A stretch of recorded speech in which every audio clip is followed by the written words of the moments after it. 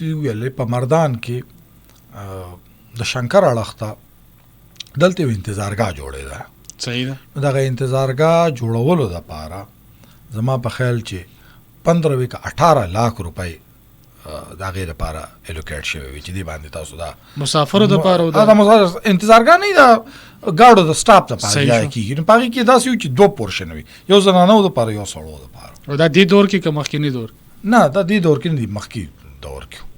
نو چې هغه څنګه هلته ورغلې جوړ کړل، نو ما ته هغه ټیکهدار لګیو چې کوم ډګي مګي مې لګولي دي او لنټر وغیره مې اچولی دی، نو د هغې نه اوس زه دا دغه نشم رالر کولی. که رالرې مې که نو راغورځېږي.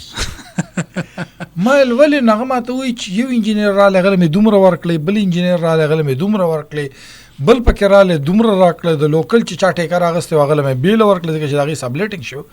نو په دې ټولو کې ما ته هغه وایي چې دا ټول سیز نه دی، دې کې ما ته څه کم 15 لکه روپۍ میلاو شوي دي. نو په 15 لکو کې به زه دیوالونه هم خېږم او لنټر به هم پکې اچوم او باقي به څه زه ګټه هم کوم. نو ښه دا ده چې دا لنټر راغورځېږي نو به دا قوازې دې دقه شنبره پرتې بیا به ووایو چې بس موده بس په خپله راوغورځېږي.